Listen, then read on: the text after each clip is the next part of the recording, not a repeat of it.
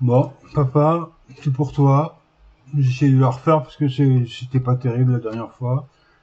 J'ai écrit quelque chose et je veux que tu l'entendes.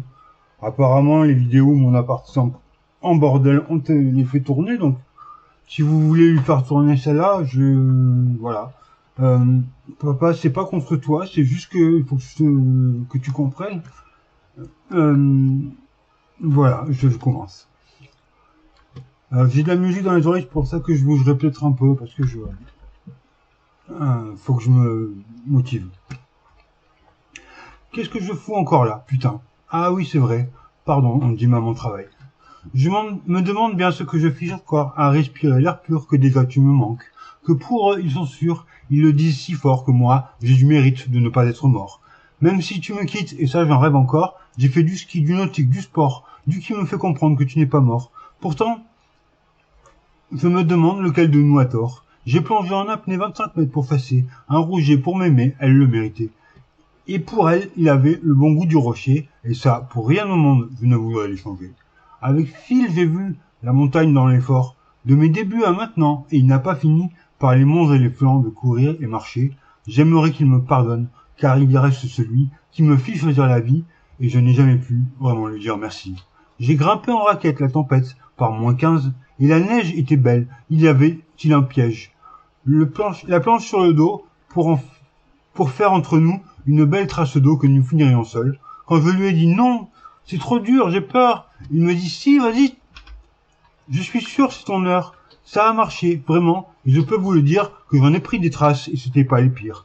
J'ai sauté de 20 mètres dans la mer comme une pierre juste parce qu'un gamin, je l'avais vu le faire. J'ai pêché dans la mer quand il y avait encore du poisson et du bon, je voudrais être plus fort. J'ai pêché au fusil, à la canne, en rivière, pas en grotte et pas l'ongre, juste avec papy, fier.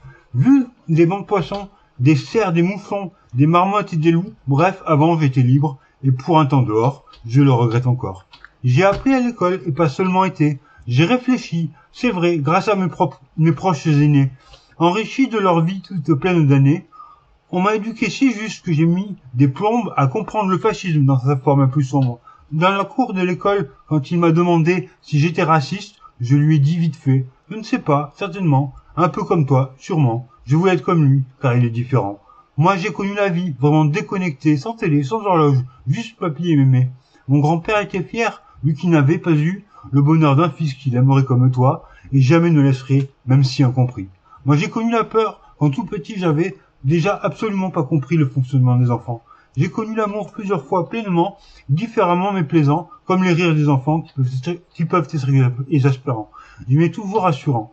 Se construire à deux, écrire un nouveau livre, se détruire par la douleur de voir l'autre ivre. Que serait-il devenu si tu l'avais laissé vivre? Pourquoi ne l'as-tu jamais entendu dans ces livres? J'ai compris à quel point le sérieux est risible quand j'ai vu mon père enivré de voir sa moitié libre. Moi, j'ai juste fini, et voilà, tu m'oublies, car je ne serai jamais ton apprenti. J'ai compris dans la vie que sérieux il n'y a que l'amour, et pourtant c'est un jeu, il se doit. La vie, la mort, le handicap, le suicide n'ont en commun que leur potentiel risible.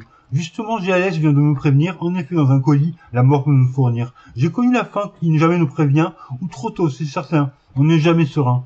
Et que de perdre tout, en un jour, sa mère, sa sœur, son père, tout cela en un tour, je ne dormirai pas, je ramasse à l'appel mes dernières toxines qui traînent et m'appellent. Sache que je n'en ai plus, en ce temps donc c'est moi, qui ne comprendrai plus maintenant ce combat. Ce n'est pas contre toi que j'écris que j'ai tort, mais ce combat, c'est à nous de le tordre encore, et d'en apprendre un peu que c'est dur, que c'est fort, de vouloir mériter d'être ton fils encore. Voilà.